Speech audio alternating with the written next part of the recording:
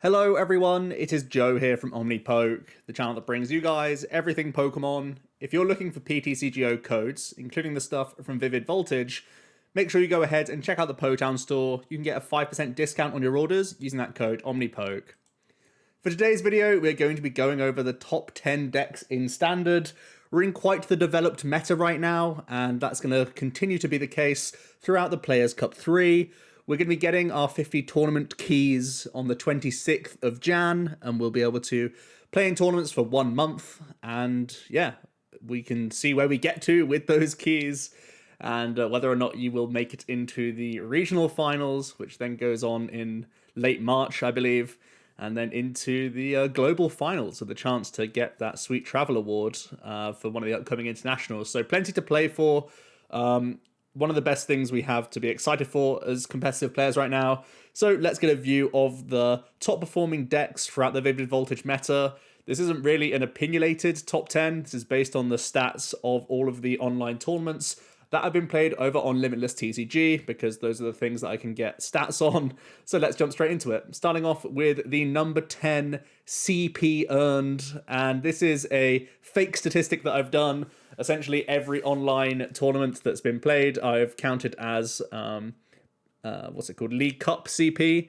That was more appropriate earlier on with the online tournaments, where most of them hit around sort of 70 odd players, but a lot of these events have grown to 200, 300, 400 players even at times, so they're becoming much more impactful than just League Cup points. But that's what I stuck with from the start, so that's what you're going to be seeing for this little online CP earned. Obviously no actual CP was earned for these tournaments because there are no sanctioned events going on right now, but this is like the theoretical, what they would have earned based on their placements in the top 8s for all of these events. I only cut off at top 8, so I haven't looked down towards top 16, even in larger tournaments. That's possibly a project that I can go on for a different day. The community have ranked this in the 8th place deck, so a lot of people are respecting it slightly more. I think right now it's in a pretty precarious spot, to be honest, Decidueye Obstagoon. Because there's been a bit of a resurgence in Mad Party as well as the fire decks. Centiskorch kind of had a dip in the middle of the Vivid Voltage meta, but some people have come back with tweaks. There's been some dedicated Centiskorch players that always go deep into tournaments. And also recently Pedro Torres did well with a Silvally build of Centiskorch. He credited Philip Schultz for the list, and that's also brought Centiskorch back into the ladder in a big way, and also getting a few extra results over the last couple of weeks. So those are sort of matchups that you really want to be dodging as Decidueye Obstagoon. So that makes it a little bit awkward to play right now. I think really you're just trying to hope that a lot of people aren't teching in adp-z with things like Aegislash, and you're hoping to really find the Pikaroms, the Colossals, even Eternatus to an extent, certainly if they're playing either the poison build without energy disruption, so that your aromatic grass energies win you the game, or if they're playing the straight Eternatus build, you're going to be fine there for the most part. So those are really the things you're trying to prey on, and you're trying to dodge some of these more awkward matchups.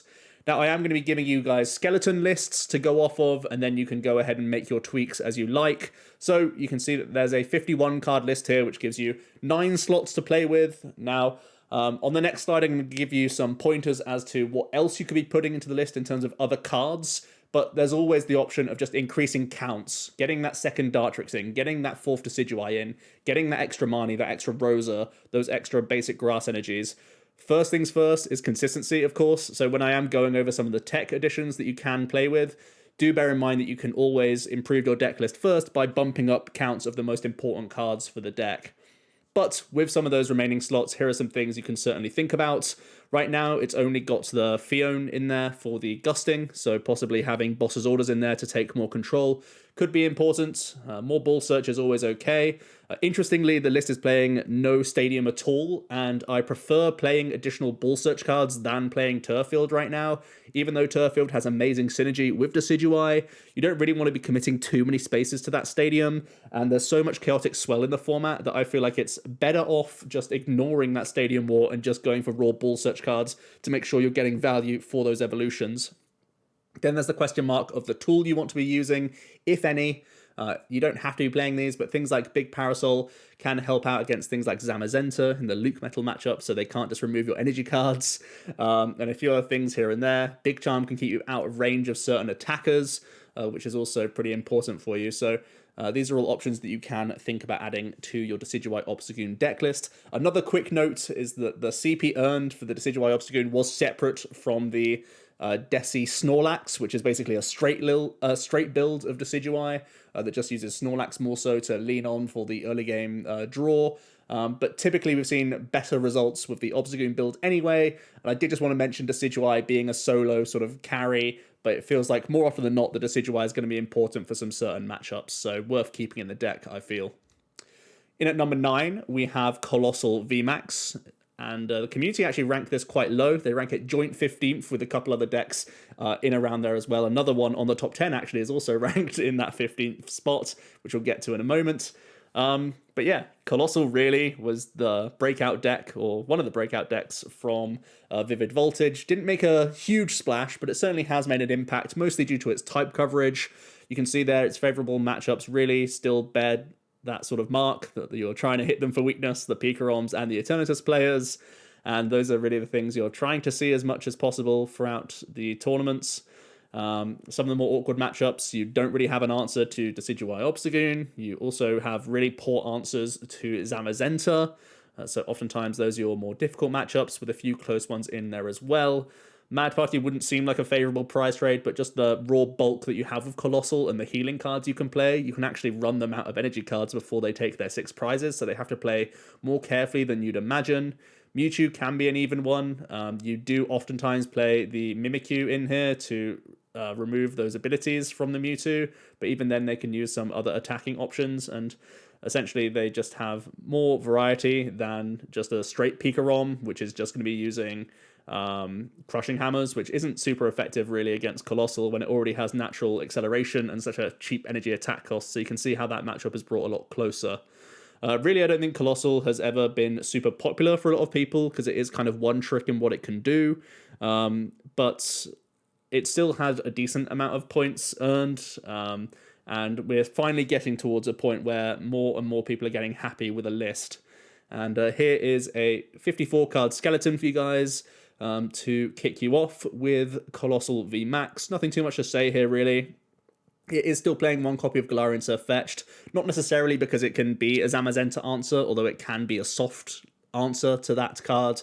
It's usually just in here to be a nice pivot from using an Eruption shot straight into that Meteor Smash for just 3 energy, when sometimes you can't get to that Gmax Boulder. So yeah, that's a little stopgap really for you, which can get you some extra burst damage when it's really necessary. So definitely something to bear in mind.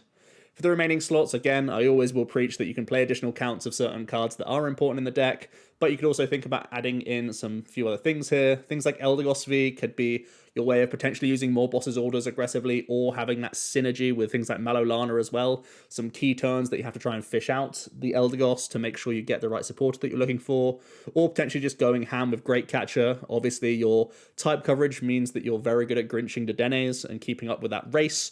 Martial Arts Dojo is an interesting one. I'm always kind of skeptical of Stadium use right now because of the amount of swell in format.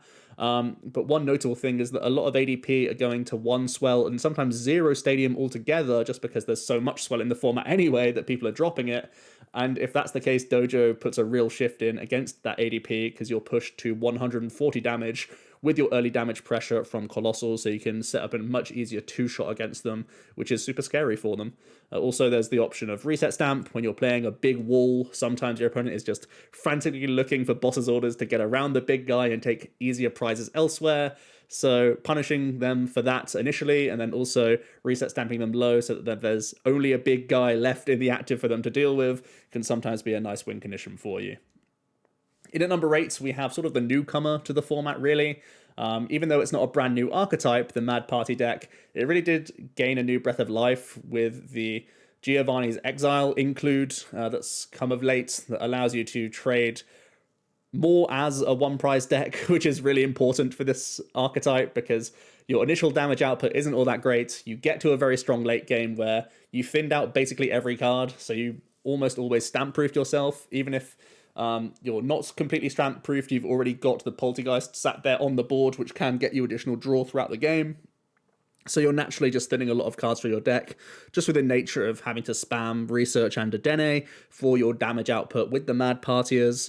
So you can see how this deck gets down to a low deck size really easily. So then all you're looking for is your next attachment, your boss's orders, or using that Giovanni's Exile to remove those easy prizes from the opponent to play as a pure one prize deck, even though you're using those 2 prizes in the early stages. So a really nice addition to the deck that's really pushed it straight up the tier list, to be honest. It's only got 483 CP so far, but do bear in mind that this has only really come about over the last 6 weeks, really.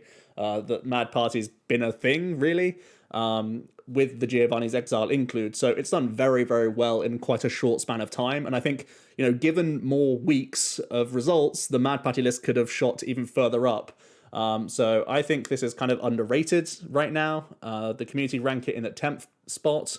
But honestly, I think it's probably the most consistent one prize deck that we've got. And it's got a really good matchup spread. Very, very tempting to start playing this deck because you're not really unfavorable against too much. adp-z is an awkward one. The Exile does help, but you still do need to be proactive on important targets, not just hitting into anything they've got on the active.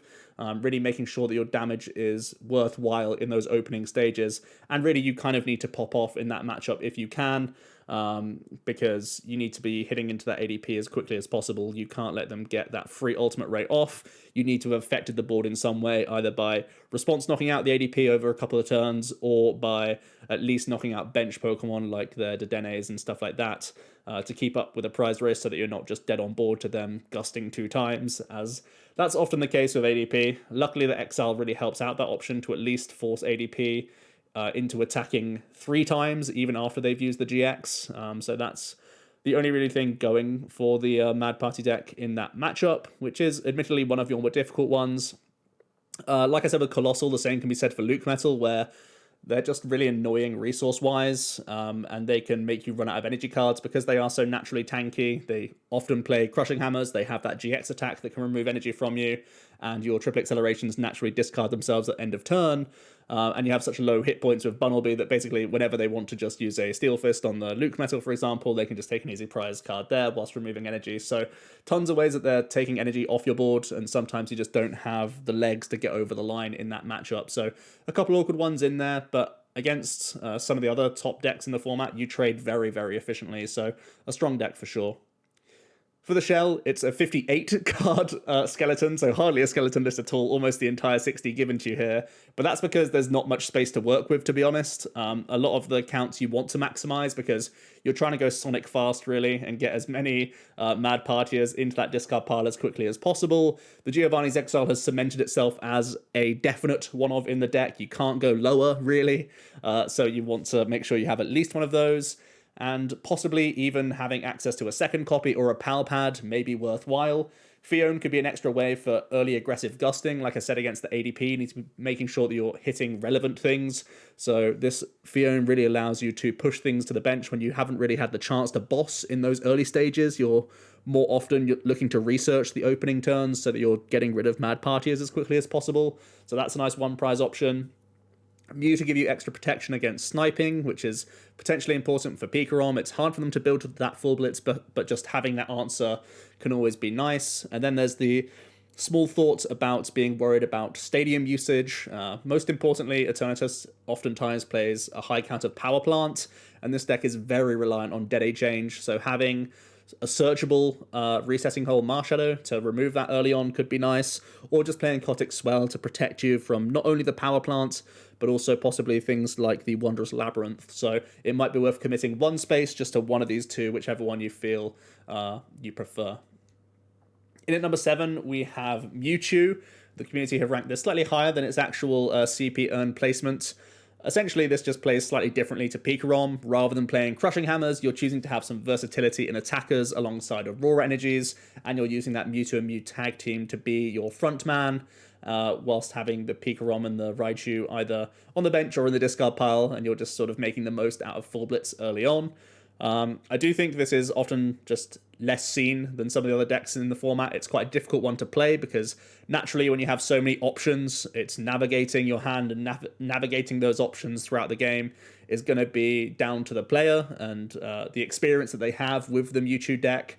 But it certainly is versatile and certainly quite strong. That's why you see nothing very unfavorable, because you can put yourself into all sorts of situations where you're at least in the game. It actually plays similarly to Pika-Rom, in that you have some good defensive comeback tools with things like Reset Stamp and Naganadel possibly sniping things off the board, like sniping Oricorios and other things at the same time, whilst leaving the Mewtwo in the active, etc.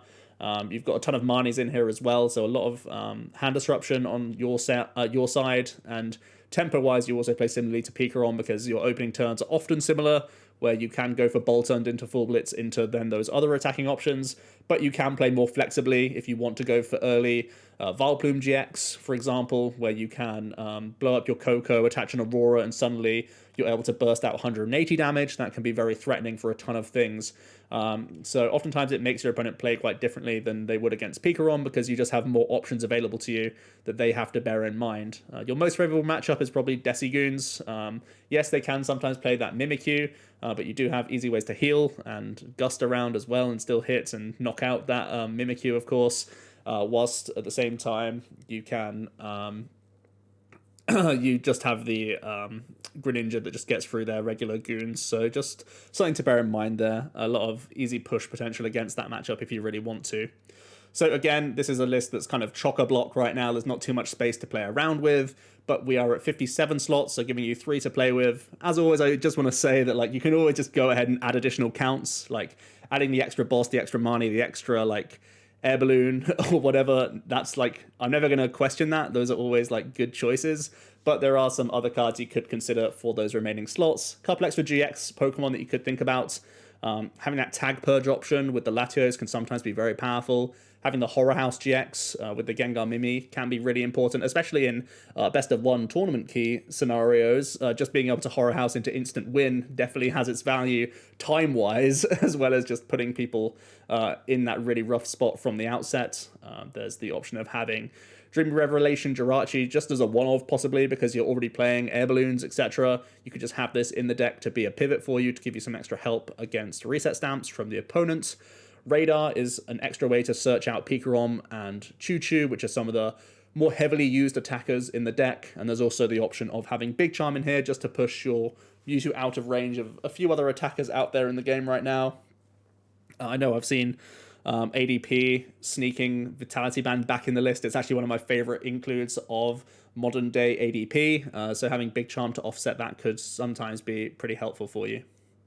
In at number 6, we have Luke Metal Zacian. This really jumps up in CP now to 1518. The community still rank it pretty low. I know that this is a bit of a Marmite deck where you do have some bad unfavorables. You do have to sort of put your head down and dodge some of these matchups for sure. Mostly the fire ones. Yes, we do have Coating Metal Energy in the Vivid Voltage format, but that does not mean you're safe by any means. The Blacephalon deck normally is also using the likes of Reshiram and Charizard in their deck, at least a 1 copy at this point, and that's a very awkward card to deal with, even if you do have those coating metals around. Center Scorch, again, it's one of these decks that builds up a ton of energy, is awkward to deal with, sometimes can play healing with the form of Malolana, and at the same time they can be playing Giratina to remove special energy cards to really make things rough for this archetype. And like I said, not many people like to play this deck because it plays so different tempo-wise to most other decks in the standard format right now. You oftentimes sit behind dolls, just allow yourself to get hit for a number of turns whilst you're Intrepid Sorting, building a hand, trying to build a board state to actually deal with the opponent. So it plays quite passively a lot of the time, which isn't what a lot of people enjoy doing, and I certainly respect that. But it is very effective at what it does. It can run a ton of decks out of resources. It enjoys the sort of uptick in Mad Party as of late. It's pretty solid into ADP and Pika-Rom. Slightly unfavored against ADP in my specific case from my testing, but you certainly can be okay there, especially if ADP is not playing the likes of Leon or Tool Scrapper. You're going to have a better time there for sure. So those are all things to bear in mind. But overall, not the worst deck. Has some good favorables, has some awkward losses. and it's going to be a pet deck for a small number of people, but not a huge amount. This was one of the decks that, you know, has won a Players' Cup event already, and was pretty successful in the tournament key grind in the Players' Cup 2 as well. So not exactly a sleeper because it is, you know, a high earner, but the community at the moment aren't really respecting it too much.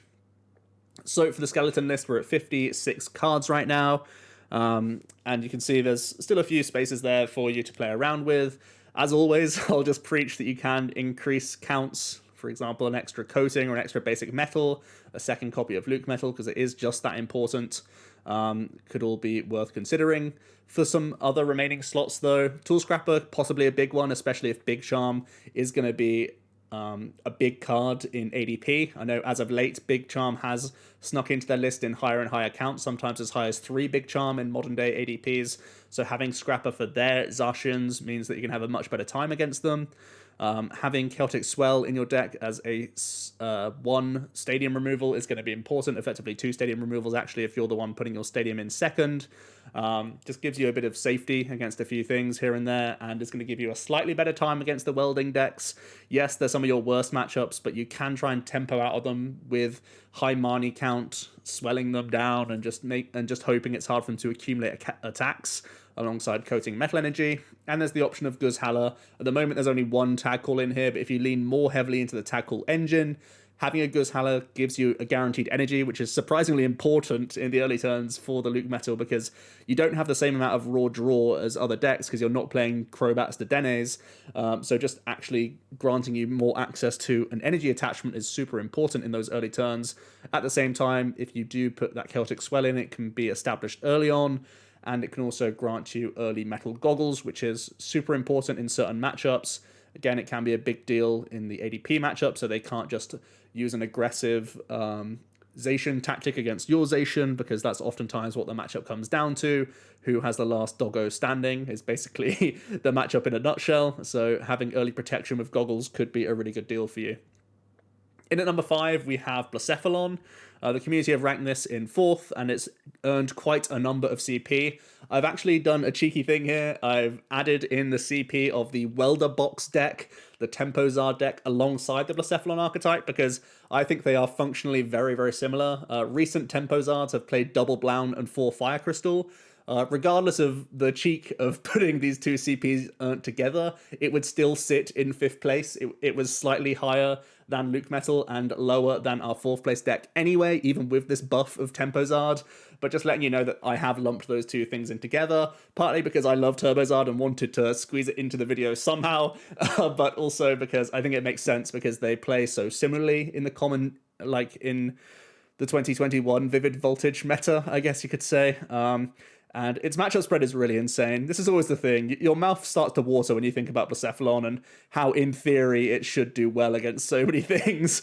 And that's always the pitfall that you can fall into, because it has earned a good amount of CP, but the majority of those CP earned, surprisingly, is just a really, really high amount of top 8s, and then a very sort of weak conversion in that top 8, mostly because of consistency. You will find yourself just missing wells on turns, having awkward hands, being hit with Marnie Swell by opponents all over the place.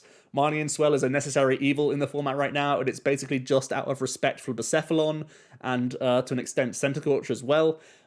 So every deck is playing those sorts of cards, or a lot of decks are playing the high Marnie count and the Swells, just because these archetypes otherwise get completely out of hand. So it's favorable on paper, but things can still go wrong for these decks. That's why they don't have, higher placements all the time, and that's why they can oftentimes get stumped in top 8 situations. But that said, it still has a ton of good traits on paper.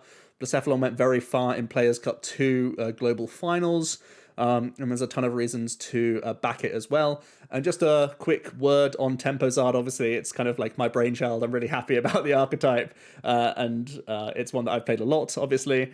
And it was essentially built in mind of the meta, so naturally it's going to have some favorable matchups, or a lot of good toys at your disposal to make those matchups favorable and make life difficult for at least the ADPs, at least the Pikaroms, those sorts of things going forward.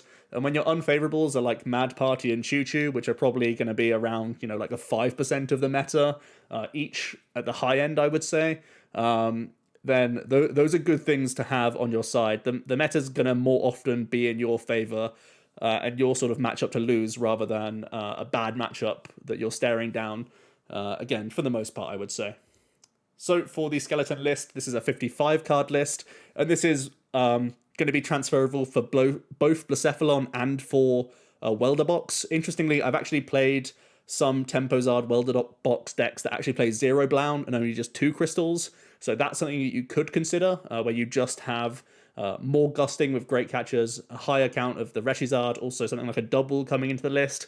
But like I said, a lot of Tempozards have gone towards the Blown route as well, just because having one big Fireball Circus turn is enough tempo to gain and steal from the opponents that you can really just blow them back and win plenty of prize races. And I certainly respect that. I do just think this is a slightly more high roll build when you do play the Blacephalon package, but it's had results, and Baby Blown's, far trumps Tempozard in general right now in terms of the stats earned, so you have to respect the power of the Fireball Circus. So here is going to be that vanilla 55 card list that you can start with, and there's a ton of things you can consider with those 5 slots. Like I said, that double could be an alternative attacking option altogether from Blacephalon, where you just go heavy into the Reshizard and really lean on that a lot and have Revenge Blast as your late game sweep alongside Cramorant. Or you could lean more into that Blacephalon even and go for like a 3rd copy and adding in energy retrievals for more chances to hit that big Fireball Circus. Marshadow Resetting Hole is a really big deal right now, potentially, if you respect Celtic Swell and if you think it's going to be more towards that sort of 2 count than it will be a 1 count in people's decks, because it can be such a important thing to remove so that you can get activation of your giant hearths. And then there's additional options of just A, Poker Gear hitting your welders, and B, having additional Gust in here. Great Catcher is a really nice way to bring up some tag teams that normally chill out on the bench to make sure you're getting a lot of value on them, or just bringing up things to get an initial hit on them is sometimes very important. Fion can be used for a similar reason, especially against the ADP matchup, where oftentimes it's difficult for you to knock out ADP by turn 2, but it's much easier for you to reach on a Dedenne or a Zacian. So just having the Whirlpool Suction is oftentimes going to be useful enough for you going forward. So Tempozard's the one that I prefer, just a personal preference, but Baby Blounce has a ton of power behind it, so you got to respect it. In number 4, we have Eternatus VMAX. The community have ranked this actually at the 3rd highest, and it is consistent. It's great at beating decks down, but when I look at its matchup spread, it really puts me off Eternatus. And I've always been a personal hater of Eternatus because it's quite a one-trick deck. Its one trick is normally pretty good. It's got great damage and great speed, and good a draw engine behind it throughout the entire game because of the amount of chromats you can spam. So there's obvious reasons why it's doing well a lot in the format, and as the format's gone on, it's taken on different forms of disruption as well. We've got everything from power plants, absol, stamps, drills, crushing hammers, all of different takes that people have for Eternatus right now, to really make you have either a comeback potential or just throw a spanner in the works to the opponent as you're using your regular beatdown strategy the entire game. And at the same time, there's that poison build that's just saying, you know what, this damage isn't quite enough, we need to do a little bit more. Usually trying to capitalize on those VMAX archetypes, but also having the poison can allow you to have a better time against Luke Metal and Desi Goons. I still feel those are more difficult matchups, even with the poison in there, but more winnable than a straight approach of Eternatus, I would say. So I've actually got 2 different builds here. One's going to be more focused around poison, one's going to be the straight build. The community rated the straight build the 3rd highest deck and the poison build significantly lower, but both have been getting a good amount of results, so I did want to talk about both of these here. Really, the core difference is the setup Pokemon that you have in each. The straight Eternatus build is just going to try and use Zigzagoon and have Spiritomb as a backup 1 prize attacking option. Typically, you play Yveltal just as that free retreat pivot, with some other upsides in there as well. For Zigzagoon, I think is actually pretty important now that Mad Party's kind of back in the meta. It can allow you to cheekily get an extra early prize on a teacup, or even a Bunnelby if so, which is pretty nice for you for making that prize trade a little bit better. Whereas the poison build is trying to use Slowbro V as well as Toxicroak to increase the power of that poison, and you have a lot of space committed to additional switching cards. The Dark City and the Hiding Dark Energy become staples really in that list, because you need to move in and out to make sure that Slowbro is poisoning things throughout the game. Those are really the two big differences between them. Usually the straight build has more space for either additional consistency or additional disruption that's slightly different to the poison, whereas poison is more focused on just raw damage output and saying that that's going to be enough to see you through the game regardless. So for those remaining slots, there was 6 slots for the straight list and 7 for the straight list and 6 for the poison build. There's certainly a few more things you can think about here. The energy counts were low on both of these here. You can think about just having additional basic energies or additional hiding energies, but also capture energy can be thrown into the mix to get some additional Pokemon in play. I'm still a big fan of Great Catcher in the format. I think there's so much value in it right now, so I'm always going to give a quick shout out to Great Catcher in a ton of these lists, although it never is really considered a staple because Boss's Orders in such high counts is always going to be a great way to go around this. The Poison build often plays Hooper if you want to have an additional 1 prize attacking option in the deck, and they typically choose to play that over Spiritomb because you normally commit your Bull Search cards to early Croagunks, whereas the straight list can commit to the Spiritomb knowing that there's nothing else really that it wants in play. So the Hooper acts as more burst damage because you don't have that same luxury of getting Spiritombs in play early because you're focused on other Pokemon. At the moment, we don't see any supporters really in Eternatus in 2 high accounts outside of the 3 main, Research Marnie boss combo.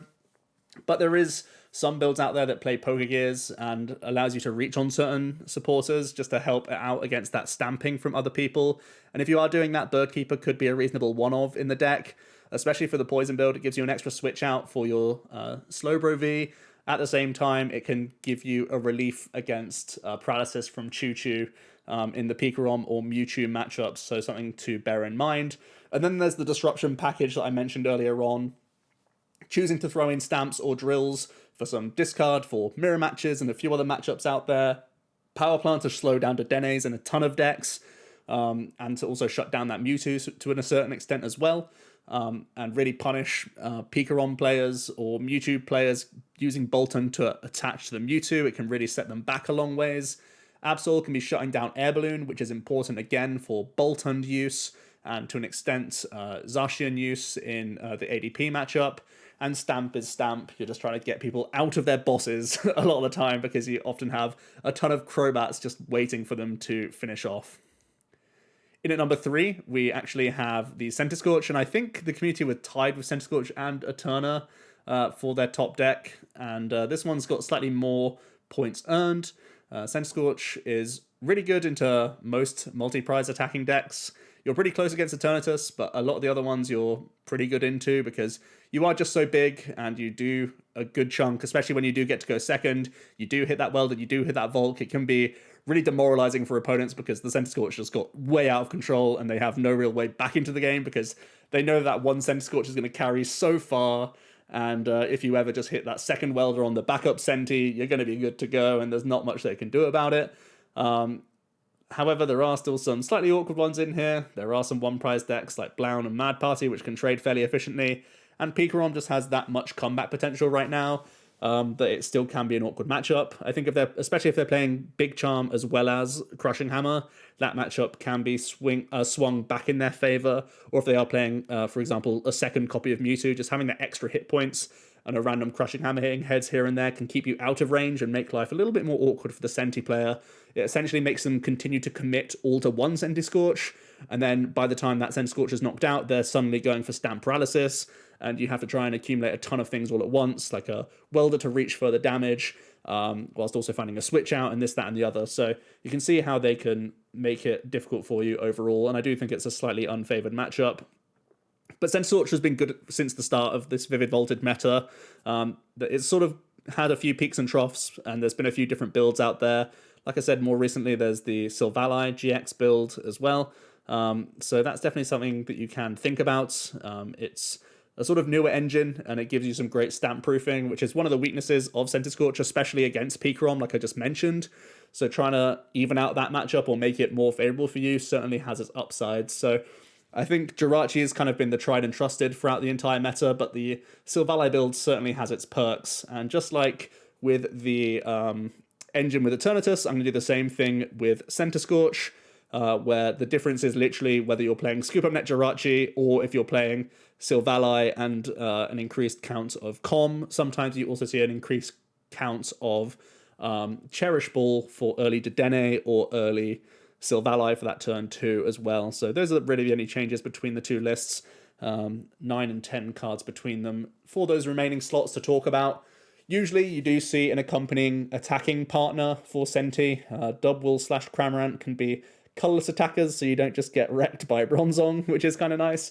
And they both have their upsides. Obviously, Spit Shot allowing you to access the bench, Dubwool being an easy option that can come into play after your first Centiskorch has been knocked out, and after that's sort of gone down, you've got the Dubwool for instant response, really, Revenge Blast.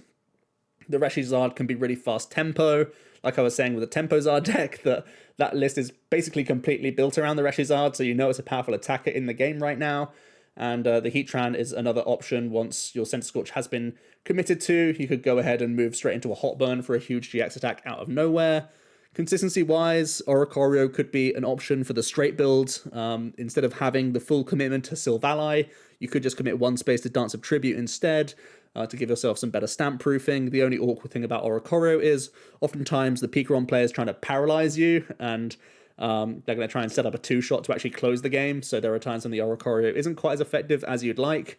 You can sometimes see Pokegears in here for extra access to not only Welder but also Boss, and oftentimes you will see a one-off supporter alongside the Bosses and the Welders, and it's basically a dead heat between Birdkeeper and Malolana. Pick your poison, but typically you will see one of these make it into the deck list. Again, Marshadow could be a consideration just for Chaotic Swell, so you can actually make sure you're using Giant Hearth. Stamps are often seen in Centiskorch because, just like Colossal, you sort of make that big wall, you stamp your opponent down, and because you just sit there on board with so much damage being represented that you know that you can basically always win the following turn as long as the stamp is effective for you. And there's always the option of having more Gust in here. I mentioned Fion and Great Catcher when I was talking about Blound/Tempozard, and I'll make the same point here again. Sometimes it's slightly difficult for you to reach on that ADP, especially if they've chosen to go second and denied you from using Volcanion. Having Great Catchers, having Fion means that you can Welder, make sure you're doing enough damage to actually deal with some of their bench Pokemon, rather than having to commit to Boss's orders, which isn't always lining up well for you if you are forced to Weld for your damage in the first place.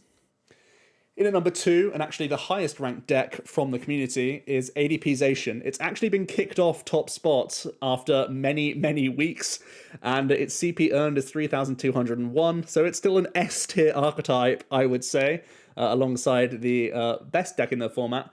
Those two are still far and away above the lower ranking decks right now, and the community still see this as the best deck in format. There has been some tournaments in the formats where people have banned ADP out of preference, not necessarily because it is the best deck, but because many people don't like to play against this archetype for one reason or another. I've kind of made my point clear on that, but we'll just move on from there. ADP's matchup spread inherently is pretty balanced. You can pop off with ADP if you go second and you do hit that Alter Creation GX turn 1. You are in a significantly stronger position against pretty much every deck in the format. It's the best stance you can sort of be in, I would say. And again, if you go first with ADP and everything goes swimmingly, if your opponent doesn't hit Crushing Hammers, etc., you can still be one of the most intimidating decks in the format, especially when you are able to gust up one of your opponent's lower hit point Pokemon that they've used to set up. It certainly can feel quite defeatist, really, and you don't really want to come up against that a lot of the time. But that just means that in general, you can beat almost any matchup that you do sit down against, and no one's really found a true counter to ADP in the format. You could say that there's a lot of fire decks really that have the best chance, and Decigoons can prove awkward for them if ADP chooses not to tech for it. But right now, there's no true counter that has, like a higher than 70% win rate against it, I would say. So ADP is pretty solid against most things. And possibly as well, one other thing to note about the CP earned is that since ADP has been, like, in air quotes, banned from some online tournaments, that may have pushed people away from testing that deck in the first place, because people may wanted to have tested other decks in general so they could play the same deck across all tournaments and not have to worry about, is it banned in this one, am I able to play it in the other, etc. You just get more reps in with other decks if you know that you can play it in every single tournament that you go into. And at the same time, it could just be boredom, to be honest. There's a bit of a stigma against playing ADP in tournaments. Even those that don't ban ADP sometimes encourage you to not play ADP unless you have no other decks available to you. So yeah, a bit of a stigma around this deck. It has been a very efficient achiever. One thing to note is that in Players Cup 2, it didn't actually make it to the top 4. It sort of fell at the earlier stages in the global finals, but that said, it was still one of the best converting decks into the regional finals at the very least, and heavily played in the global finals as well. So certainly a lot of power behind it, and it's going to continue to be popular, no doubt. For the skeleton list then, there's a 50 card list here, which gives you a lot of space to play with, actually, with ADP. That's one reason why it's so powerful in the first place, is that you can commit really heavily to combo if you want to. You can commit spaces to crushing hammers. You can play a ton of extra attacking options as well. But in general, you could always just buff the counts, and there's never a question around that. So one of the key cards I love playing right now is Vitality Band. I actually prefer Vitality Band to Big Charm in ADP. I prefer that aggressive option. I think it's much, much better against Pikarom specifically, which is obviously an important deck to talk about because we haven't talked about it yet and it's only a top 10 list. So Vitality Band can certainly help out in those matchups. Leon could be a similar thing, but it can also chip in against the Luke Metal deck and in a few other situations. Tool Scrapper can also be important against Luke Metal to an extent as well, and possibly in the mirror match to get rid of other people's big charms if you're trying to go for early tempo, Zacian versus Zacian, because sometimes that can force Gust out of the opponent if you don't have Gust of your own. So that's something to bear in mind. Or sorry, if you do have Gust and you can knock out their Zacian, you can really put them in a bad spot. Big Charm for yourself, though, it does mean that your ADP is tankier and more likely to survive in a lot of situations. So there's obvious reasons why you want to have that Big Charm, and in the mirror match, it forces Tool Scrapper, because if you Big Charm onto your Dedenes, then they need to find Tool Scrapper or Vitality Band. Just saying, Vit Band also works as an out if you're gusting the Dedenne anyways. So that's kind of the reason why I like Vit Band, because it's almost a Tool Scrapper, it's almost a Leon, and it does such a good job against Pikarom. That's my star tech for ADP. I'm still a big ADP fan. It's probably the deck I play the most, I would say. So yeah, a lot of experience there. There's a kind of new wave of ADP that's playing no Chaotic Swell whatsoever, no Stadium at all, because it's just trying to focus more on consistency and combo, which I certainly respect, but if you do want to have that better time against the welding decks, Swell is certainly going to help out, as could potentially Reset Stamp. I don't think it's heavily played in ADP, but some are giving it a go. Great Catcher, in addition to a really high Boss's Orders count, can allow you to pick up Dedenes and other easy bench sitters for you, which is really nice. And then there's some other helpful basics. The Oricorio Jets can be a great way to stamp-proof yourself. Oranguru can be a nice way to Marnie-proof, as well as just help you reach that combo when you're protecting things like Saucer, protecting Energy Switch. If you are the player going second, you can try and make the most out of your research into Dedenne to make sure you hit your combos. And there's a few other metal attacking Pokemon. Zamazenta's kind of crept out of the list. It started in the list quite often earlier on in Vivid Voltage, but it has sort of slipped away and been even more aggressive as of late. So not many people play Zamazenta, but if you are expecting a lot of Eternatus, it could certainly be helpful for you. And there's also the option of Aegis/V if you are tired of losing to Decidueye Obstagoon decks. So in at number 1 then, the community ranked this the second place deck, but in terms of CP earned, it has just about overtaken ADP, and that's Pikarom. It is an incredible point earner. It's had a ton of placements now, and most notably, a ton of very high placements. It's by far the most winningest deck in the format in terms of the amount of tournaments it's physically won, and second place as well, so it is making it deep into these tournaments.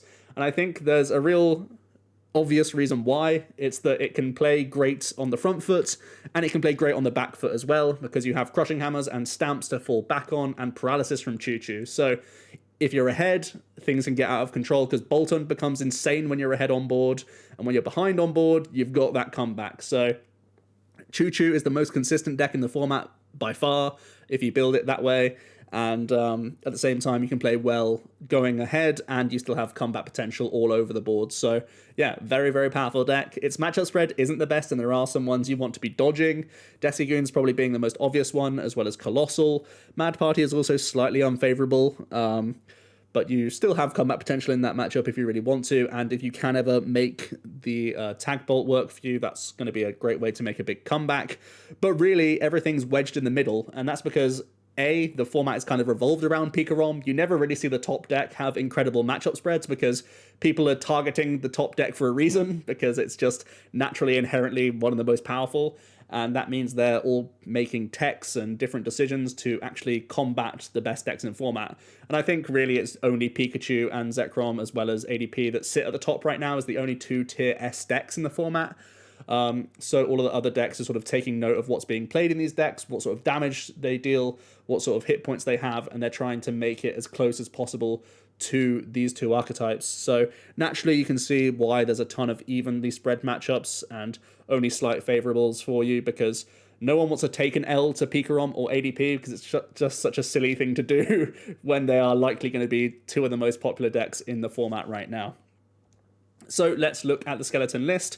54 cards in front of you right now, giving you 6 slots to play with.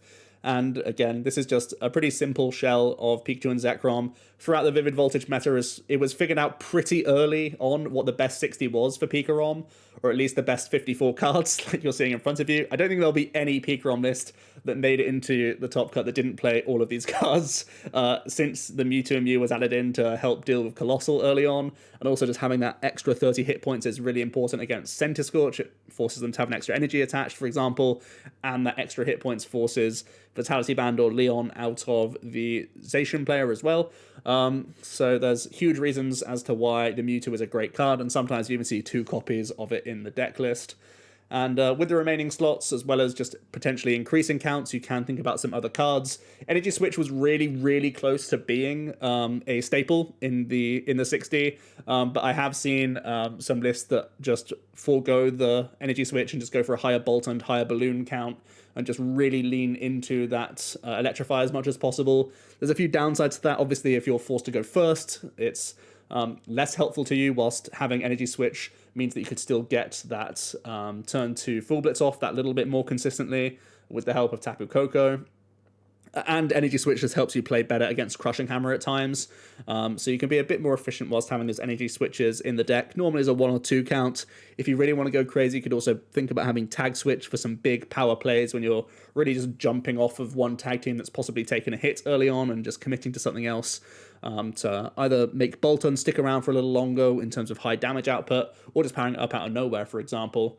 There's a few other V Pokemon you can sometimes see in the deck. Tapu Koko V, not super popular, nor is Vikavolt, but they do have their uses.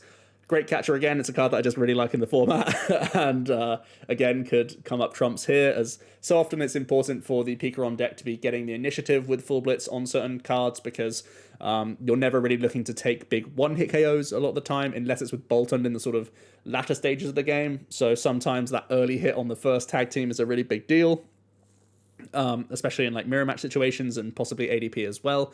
If you can hit it before they've GX attack, for example, that would be huge. Then there's just extra options of having Cherish Ball. I think Cherish Ball only really makes it into the deck if you are playing that second copy of Mewtwo and trying to lean into that as much as possible.